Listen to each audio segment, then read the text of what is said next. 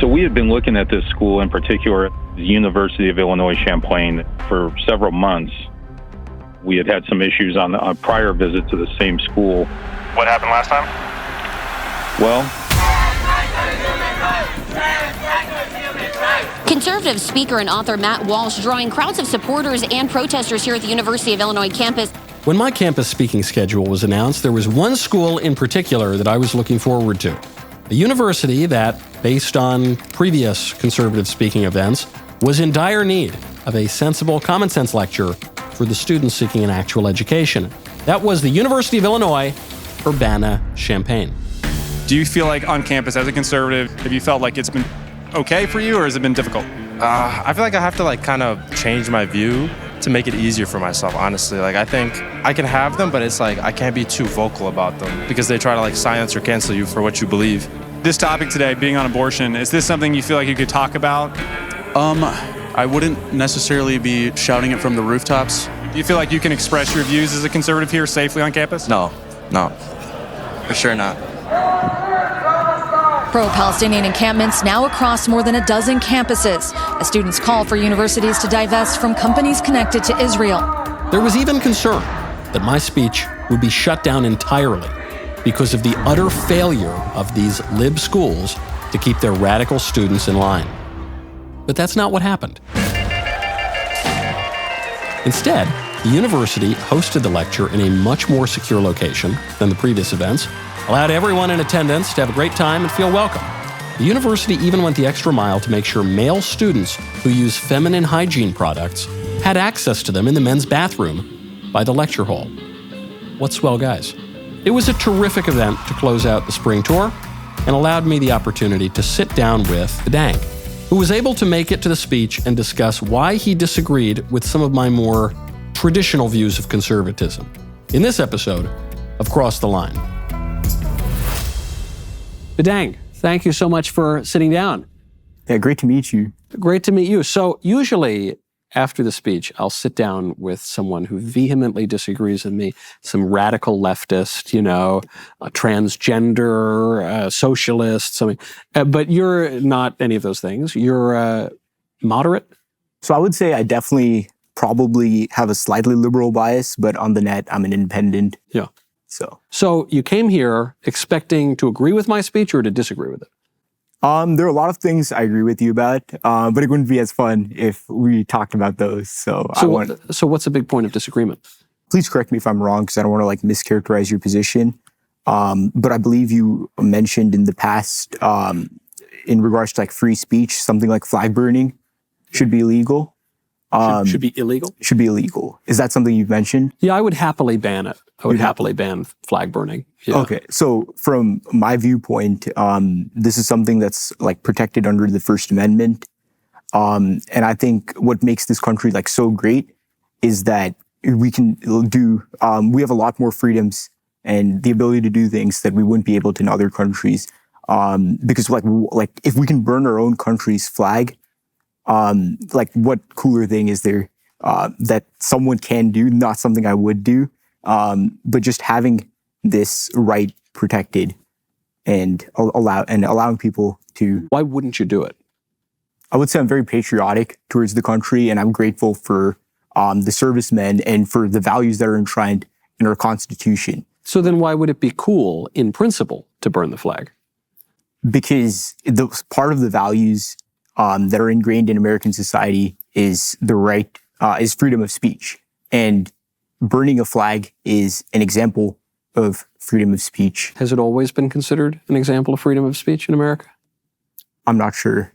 No, it hasn't. It hasn't. It's only been considered protected by the First Amendment in very recent decades, with relatively recent justices of the Supreme Court weighing in on this decision. So you had the Chief Justice, William Rehnquist, argue that actually it's not protected by the First Amendment. Yeah.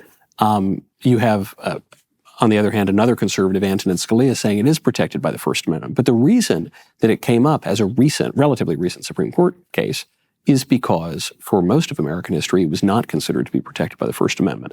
There were lots of anti-flag burning statutes all over the country because freedom of speech, the First Amendment, doesn't literally mean that you can say anything at all, right? Like, I can't threaten you. Yeah. I can't lie. I can't slander or libel you. I don't have a First Amendment right to obscenity, pornography, appeals to the prurient interest, all sorts of things. And so I guess on the matter of the flag burning, I guess part of why I think it is good that in America's legal tradition it was not protected by the First Amendment is because the flag is a symbol of the whole country. So to attack the symbol of the country on the grounds of what the country stands for is an incoherent action. There's a line from G.K. Chesterton who says, there's a thought that stops thought. That's the only thought that ought to be stopped. It seems to me the sort of example of a thought that stops thought. Furthermore, every society has taboos, right? And so every society has something sacred. So if we don't even hold the symbol of our whole country sacred, if we don't protect it to some degree, we have flag code, for instance, then can we hold anything sacred? So I agree with like some of the points that were brought there. In regards to something like flag code, obviously it's good for people to follow. In terms of not burning the flag, we as a society can condemn it. But why do you think that we need, why do we need to ban it by law? Because I think there is such a thing as lex orandi, lex credendi, meaning the way that we act and the way that we worship, the way that we venerate things is going to affect the way that we believe. So that phrase is often used with regard to liturgy, but it's just as true in politics. I venerate the flag because it's a symbol of the country. If the flag fell on the ground right now, instinctively I would just pick it up. I would too. You would too, of course. I would too. That's anyone who's raised in any patriotic way would do that. Why do we do that? It's just a piece of cloth. Well, because it's a symbol of the broader country. So if we get into the habit of burning the symbol of our country, of disrespecting the symbol of our country, of tolerating that disrespect, I think that the way that we treat the symbol is going to affect the way we treat the symbolized, and we're going to cultivate less of a respect for our country. And I think that's exactly what's happened. So I agree with you that on the surface level, it seems as though this is, just a matter of speech and ought to be protected by the First Amendment. Even if the guys who wrote the Constitution didn't think that was protected, even if generations of American statesmen didn't think it was protected, we kind of think it is now and it ought to be. But it's not without consequence. I don't think the problem in America now is that we revere our country too much. I don't think it's that we have too much respect for America. I think it's quite the opposite. And maybe if we restored some of those traditional taboos, it might help. Go to hallow.com/Knowles, Knowles. Whether you're feeling stressed or anxious or simply seeking a moment of peace and tranquility, the Hallow app has something for you. Hallow offers an incredible range of guided meditations and prayers that are designed to help you deepen your spirituality and strengthen your connection to God. With Hallow, you can embark on a journey of exploration, diving into different themes and types of prayer and meditation. With its user-friendly interface and hundreds of guided meditations, the Hallow app has quickly become a go-to resource for people seeking spiritual growth and healing. You can download the app for free at hallow.com/Knowles, Knowles. Set prayer reminders and track your progress along the way. Hallow is truly transformative and will help you connect with your faith on a deeper level. What are you waiting for? Download the Hallow app today at hallow.com/Knowles, Knowles. That is hallow.com/Knowles, Knowles, for an exclusive 3-month free trial of all 6,000 plus prayers and meditations. hallow.com/Knowles. But do you think we could not restore these taboos in terms of like societal expectations where, say, someone were to burn the flag, we look down upon them as a society as opposed to legally going ahead and banning it through? I feel like it would be much stronger to societally condemn something and to give people the option to do something, even if we disagree with them. And one other thing, the one other point that I would like to make is it makes it very hard for conservatives to go out and say that the liberals have a slippery slope argument when they want to go ahead and ban something like, say, hate speech, because they could be making the same exact arguments that I feel like you're making right now. But I basically agree with them, actually. I don't agree with the substance of their point, but I agree with the point in principle, which is that free speech doesn't mean you can just say whatever you want whenever you want to say it. That's not what George Washington thought free speech was. That's not what even 20 years ago, American statesmen thought that's what free speech is. I think that's a modern liberal/libertarian fantasy. When you say, why can't we just, create social pressure against flag burning rather than a legal pressure? What I would ask is, in a self-governing society, what's the difference? The expression of our social pressure is in our laws and in some of our customs, but ultimately it's in our laws because, at least in theory, we the people are supposed to govern our country. So then my question is, why not? Why wouldn't we do it? To your point on free speech versus hate speech, I support free speech in the American tradition. That doesn't mean I support protections for threats or fraud or libel or obscenity, certainly not. The libs, I think, have used the legitimate free speech that we've had in America to smuggle in all sorts of things that none of the architects of our country ever would have, especially pornography. That we've heard there's a First Amendment defense of pornography. That was never true in American history before.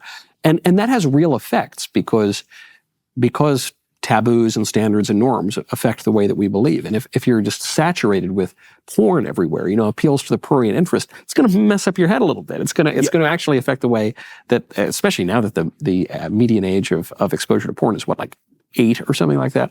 It's going to affect the way that we develop. And so the question is, does my supposed individual right to burn a flag or to look at porn, does that trump our political right to have a society that isn't saturated in porn, isn't full of communists burning the American flag?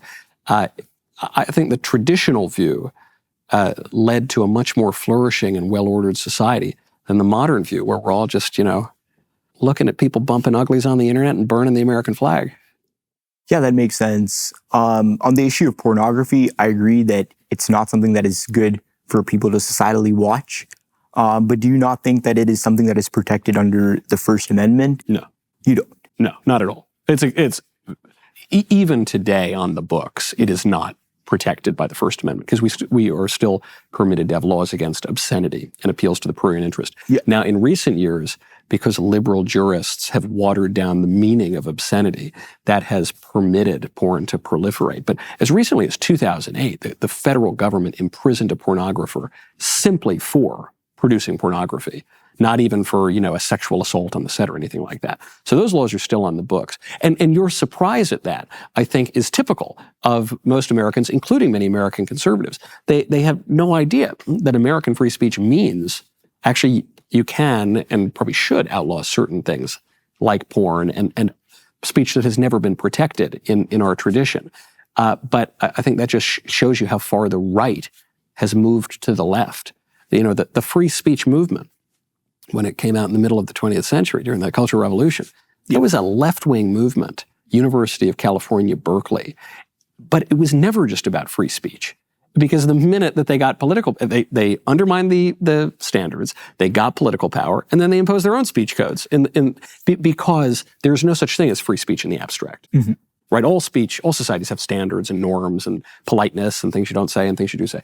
So it seems to me that's an illusory debate between free speech and censorship. And the real debate is between two competing sets of standards. Are we going to live in a country where, you can teach the Bible in school, but you can't teach pornography in school, as we did in the 50s? Or are we going to live in a country where you can't teach the Bible in school and you must teach pornography in school, as we do now? Which has more free speech, which has less free speech? It's hard to say. It's just different sets of standards that give us a different society. Fair enough. Honestly, I think those are some pretty good points. One other question that I had for you is, I don't precisely remember, but in one of your clips, you mentioned that you would want society to go back towards, I believe, 1240. Yeah, someone said they accused me of wanting to go back to 2012, and I said, that's so crazy. I want to go back to 1220. 1220, yeah, that was the year. So what exactly about 1220 is so much better than, say, right now, or say 100 years ago, or say 200 years ago? Well, we knew the difference between boys and girls, for a start. That was helpful. We had a growing and flourishing civilization that was in an ascent, where great works of art, great discoveries in science, great advancements in philosophy, the building of great cathedrals were taking place. We don't We don't have those things going on today. We have a great degradation that's going on, and most of our supposed technological and intellectual advancements only add confusion rather than clarity, to the point of mistaking boys for girls and vice versa. Another thing we had then was the reign of scholastic philosophy, which I think is, quite reasonable and led to the flourishing of our civilization. Today, what do we have? We've got a hodgepodge of kind of postmodern slogans and wishy-washy subjectivism and relativism to the point that we don't really know much of anything and we throw up our hands in the air. That was something that was better in 1220. So if you ask me, would I like to return to dentistry in 1220? I would say no. I think dentistry in 2024 is probably better. But if you asked me about philosophy, political order, the unity of the West, which we used to call Christendom, the families that were producing children, we're living in literally a dying civilization. We're not even replacing ourselves. On all of those levels, believe it or not, things were a little bit better. So in some ways, there were more philosophical advancements back then, but I feel like at its crux that ignores all the sort of like racism or like sexism, like that women like had much fewer rights. Racism wasn't a huge problem in 1220. There wasn't a lot of multiculturalism going on, I mean, there were the Crusades, I guess, but that was sort of a different issue. Fair enough. But why do you think there was more like philosophy back then as opposed to like right now? Like what has actually changed in the culture that has led to, I guess, like society being what it is right now? People believed that truth exists, and that because of that, they were educated according to the truth, and they disciplined themselves to discover truth and to be in command of their own wills in accordance with their intellect, which was oriented toward the truth. And you saw this in theology and in philosophy, which is the handmaiden of theology, and in the natural sciences, which is the handmaiden of philosophy. That's all kind of disappeared because we don't really believe in the truth anymore. So we just focus on me, and do whatever we want. And, if it feels good, do it, is kind of our guiding principle. And so that leads to all sorts of advancements in the realm of mind-numbing media, and in the realm of like new sex robots and stuff, and in the realm of, big massage chairs to watch the football game on Sunday. But it doesn't lead to a lot of advancements that actually help grow your civilization. So do you think theology is intertwined with philosophy and like these advancements in civilization? Because that's something I don't necessarily agree with. Of course it is. I mean, theology is just faith-seeking understanding. And so they're all kind of intertwined because we're living in one reality. So you're right, in modernity, we ignore theology because we deny that God exists. But that's, I think, a rather elementary philosophical mistake. And if you start out wrong, it's like you're an engineer, right? Yeah. Yeah, it's like garbage in, garbage out, right? Yep. So if you start with bad premises, you're going to end up with bad conclusions, which I think is where we've landed today. So societies like Europe, where happiness is objectively and measurably higher than, say, the United States, where theology takes a bigger role in our lives, I don't think religion necessarily leads to... How do you measure happiness? I'm not familiar with how exactly they measure. If I were to guess, just by asking people or looking at it in metrics such as income. Does money buy happiness? To some degree, yes. We think it does now, but I don't think it's nice to have material needs met. But yeah. But you understand there are all of these premises, even in the statement, well, we're happier now or whatever. Lots of premises here that I think are unquestioned in liberal modernity. But perhaps that could be the topic for our next discussion. Thank you so much for coming. Thank you. Campuses will only get livelier this fall as the election approaches, and these conversations become more and more important. Thankfully, the University of Illinois Urbana-Champaign did its job and allowed the student body to hear a conservative point of view. As my YAF campus tour continues into the fall, I hope to find more students like Fadank who are willing to cross the picket line to hear what conservatives have to say and maybe even muster the courage to sit down face to face.